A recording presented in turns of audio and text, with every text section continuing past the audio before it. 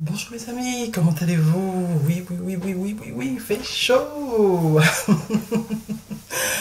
Est-ce qu'on va être triste parce qu'il fait chaud? Non, non, non, non, non. Au contraire, mes amis, il faut profiter de cette chaleur pour perdre du poids. Voilà, en tout cas pour ma part, c'est ça.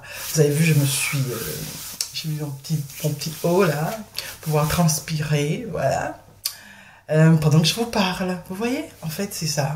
Il y a une difficulté, puis dans la difficulté, on essaie de trouver quelque chose de positif pour qu'on ne puisse pas être triste. Vous voyez? Alors, voilà, un petit coucou à nos amis des Antilles, Martinique, Guadeloupe, Guyane, Réunion, et aussi la métropole et tous ceux qui vont s'arrêter un instant pour pouvoir regarder et écouter cette vidéo. J'espère que la semaine dernière, ma petite réflexion vous a permis de vous poser des questions, parce qu'en fait, c'est le but que je recherche en fait. Je pense que ma mission c'est ça, inciter les autres à se poser des questions sur ce qui nous a été donné, spirituel ou pas en fait. Hein. Là, je suis plus sur le spirituel parce que, comme je vous ai dit, hein, j'ai grandi dans la religion et c'était le livre que je connaissais.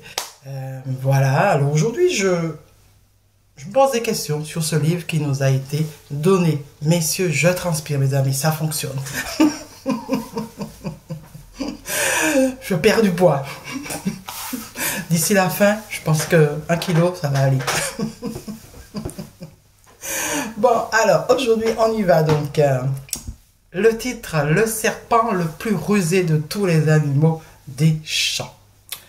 Voilà, je pense que j'en avais déjà parlé, mais aujourd'hui on va un petit peu s'arrêter sur cette thématique qui est un petit peu pour moi une thématique particulière parce que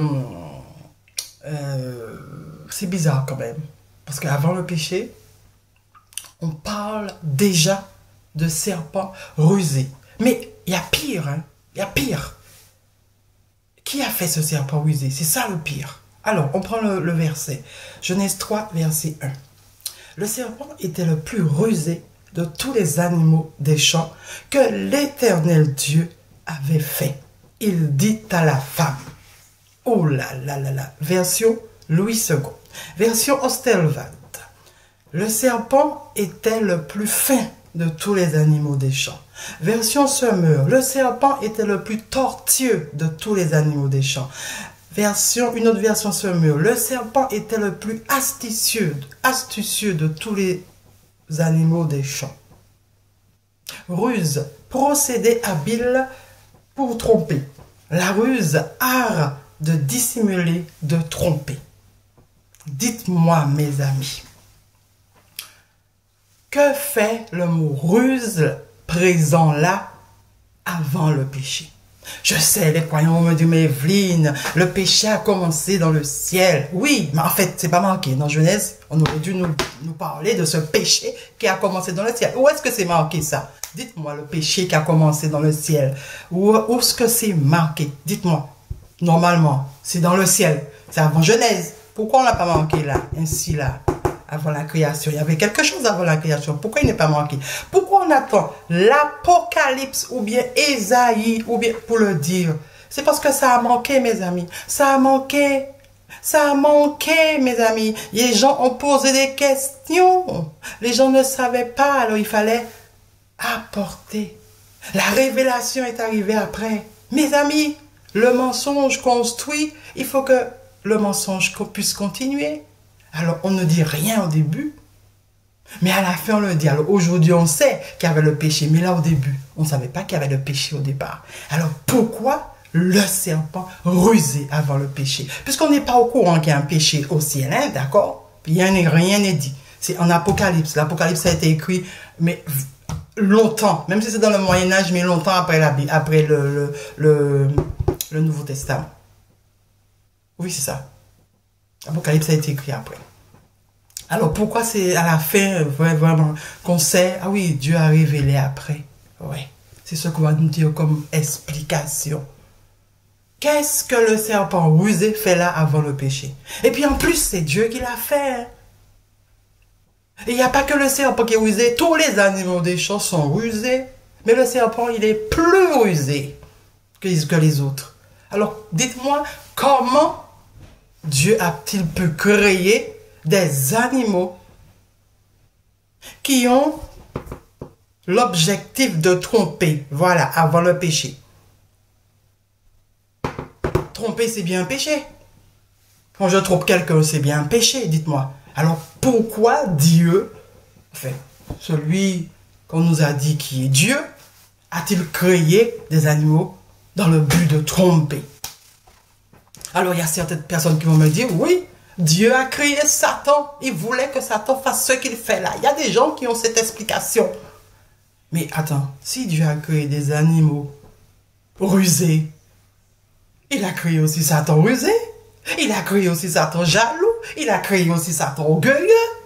Puisque lui-même, il est jaloux. C'est ce qu'on nous dit dans la parole. Hein. C'est ce que je vous dis. Hein. Je dis ce qui est marqué dans la parole. Qui pour moi est incohérent. Qui pour moi aujourd'hui en 2022 n'est pas acceptable. Celui qui nous a donné la vie, qui est amour, ne peut pas être jaloux déjà pour un. Et déjà pour deux, ne peut pas non plus créer, donner vie à des êtres qui ont l'objectif de tromper. Aujourd'hui, 2022, il nous faut ouvrir les yeux, mes amis, pour nous demander, mais qu'est-ce que ça fait là?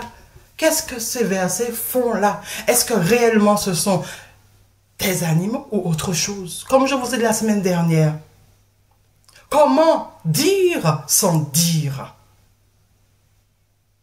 Le 7e jour, il fallait le noter dans la parole.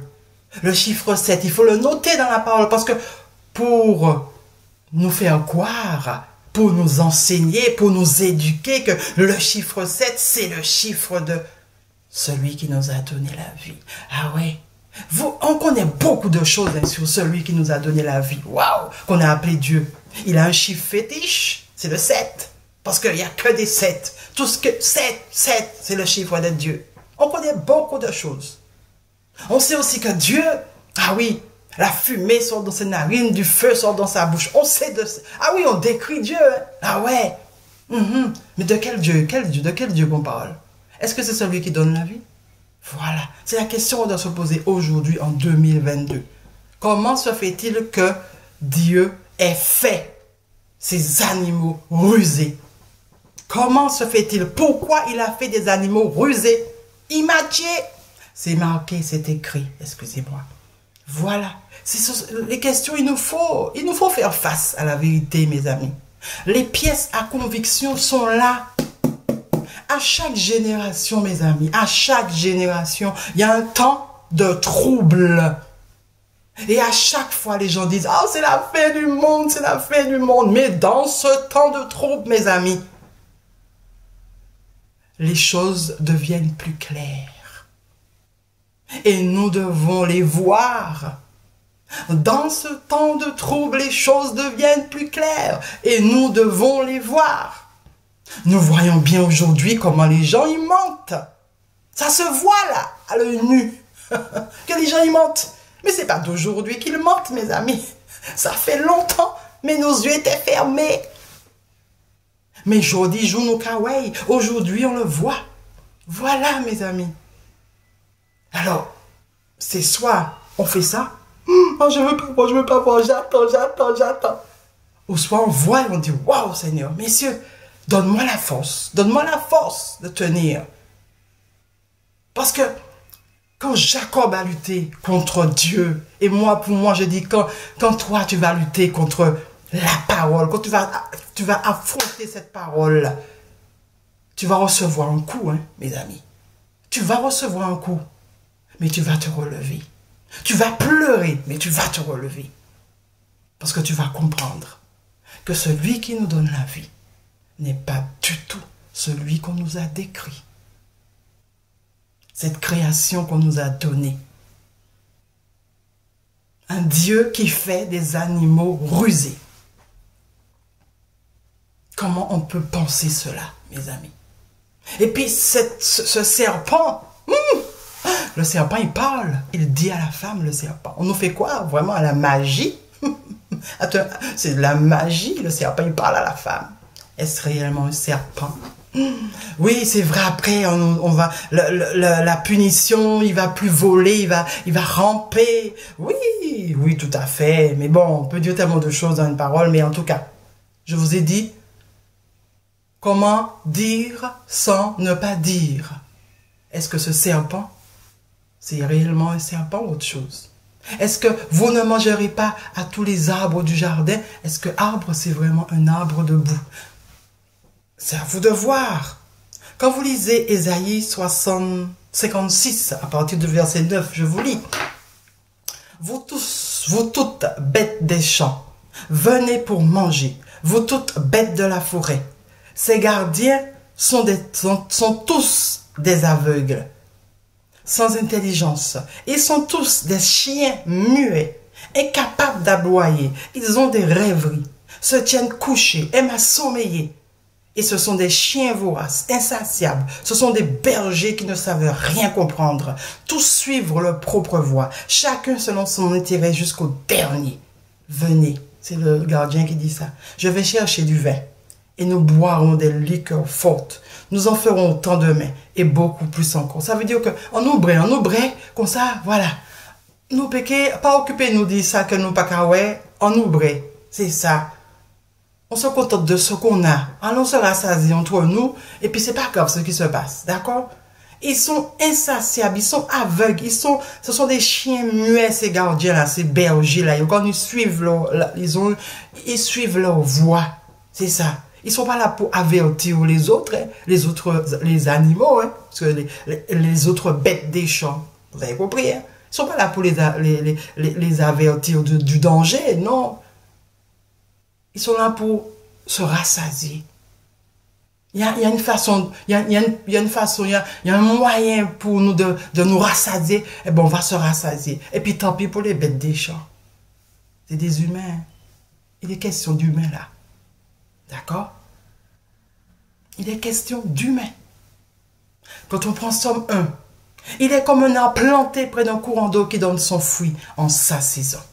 Un arbre, il est comme un arbre, c'est un homme, d'un homme qu'on parle. L'homme, vous allez le lire, d'accord? Mais c'est un homme qu'il est en train de parler. Alors dans Genèse 3, est-ce que c'est réellement un serpent ou est-ce que c'est un être humain? L'arbre qu'il ne faut pas toucher, le fruit qu'il ne faut pas toucher, le fruit défendu qu'il ne faut pas toucher à la création, que Ève a touché. Par hasard, c'est une femme qui a été touchée, l'arbre. Ouais, je me moque pas de vous, mes amis, je me moque de moi-même, d'accord? Qui aujourd'hui, je vois les choses et que voilà. Mais vous savez qu'en Afrique, certains pensent qu'Ève a mangé le fruit défendu, la pomme d'Adam, vous voyez la pomme d'Adam là. Elle va manger le fruit défendu, mais ce fruit défendu là, c'était pas la pomme d'Adam, non? C'était autre chose. Elle a eu une relation sexuelle avec le serpent. Et c'est pas un serpent. Voilà, vous avez compris. Voilà. Mais on ne peut pas dire les choses véritablement. Alors on les cache. Le serpent le plus rusé parmi tous les animaux des champs.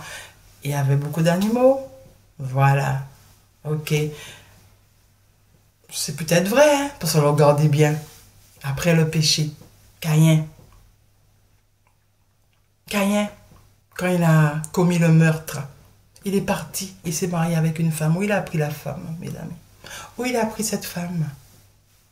Puisque, d'après la création, ils ne sont que trois. Puisque le quatrième, il l'a tué. Ils ne sont que trois. Alors, où a-t-il trouvé sa femme? Ça veut dire qu'il y avait d'autres personnes. Mais on ne nous a pas dit. On nous a juste dit Dieu a créé deux. Il a façonné deux. Et puis les autres qui étaient déjà là, c'est quoi?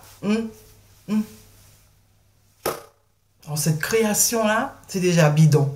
En plus, comment il y a eu la descendance, mes amis? Comment il y a eu la descendance? Vous me direz, ah ben, Adam et puis sa femme ont fait des enfants, des enfants, des enfants. Ah ouais? Comment ils se sont mariés après? Seth a engendré? Avec qui il a engendré Seth? Déjà, Caïn, on ne sait pas avec qui il a été. Avec sa femme, c'était qui?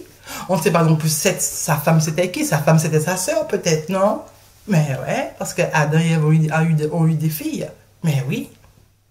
Alors, il y avait peut-être au début, dans la Genèse, un petit cafouillage là. C'est pour ça qu'on ne nomme pas les filles, on ne dit pas leur nom, on ne dit pas leur âge. Parce que si on prend la peine de dire l'âge, ben, il y aura peut-être de la pédophilie aussi, hein. Mais oui, de l'inceste, de la pédophilie, comment ça s'appelle, quand on se marie avec sa soeur et son frère, bon, j'ai oublié. Mais il y a un peu de tout là.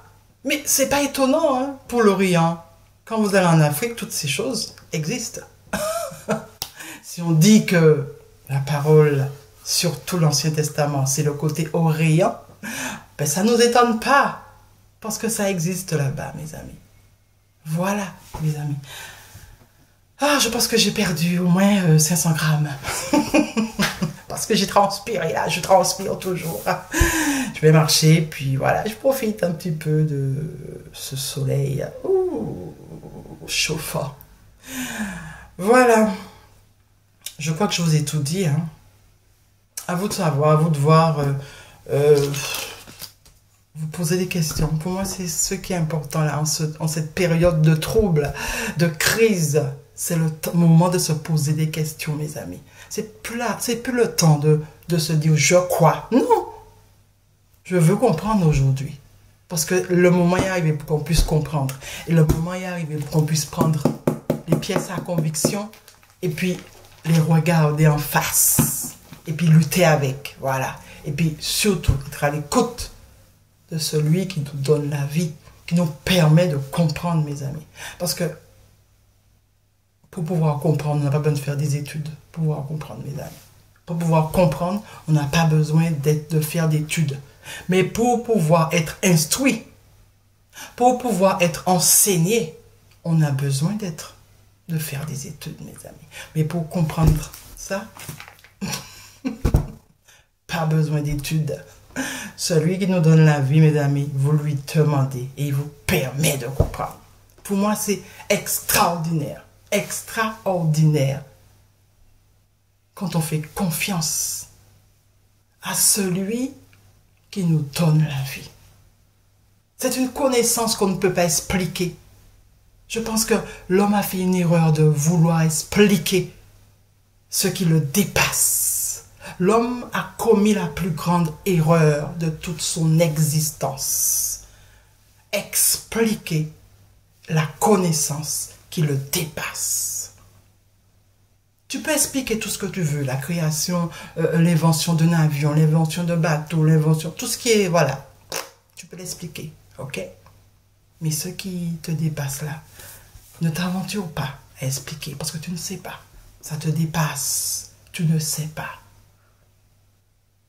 Je pense qu'il serait temps que les hommes puissent enfin dire oui, nous avons tout inventé. Parce que là, le peuple noir revient avec des révélations. Oui, l'Occident a volé, il a copié, il a plagié sur ce qui existait déjà. Ben oui, mais à vous de dire que ce qui existait déjà était mensonge. Puisque s'ils ont copié sur vous, vous-même, vous avez inventé. Vous avez inventé. Alors dites-le que c'était de l'invention. Parce qu'eux, ils pensaient que ça venait de Dieu. Alors, ils ont copié. Ben voilà. Parce qu'ils voulaient être riches comme vous. Mais oui, mes amis, ils voulaient être riches comme vous. Ils ont bien réussi. Hein? Parce que regardez, jusqu'en 2022, on quoi? À tout ce qu'ils ont écrit, on croit. Même si on sait hein, qu'ils ont copié sur vous, mais on croit quand même. On croit. Ils ont copié, ils ont inventé, ils ont changé, ils ont transformé, mais on croit toujours. On croit. C'est fort, hein, ce que vous aviez inventé au départ, mes amis. Alors, à vous de dire que ce mensonge, et bien, ce que vous avez inventé est bel et bien un mensonge, mais vous ne savez pas non plus parce que vous ne savez pas ce que vos ancêtres ont fait. Voilà. Et le mensonge va continuer, il va se perpétuer, va se perpétuer. Mais bon, ceux qui veulent se poser des questions, posez-vous des questions pour pouvoir comprendre les choses. Voilà. À bientôt mes amis. Bye bye.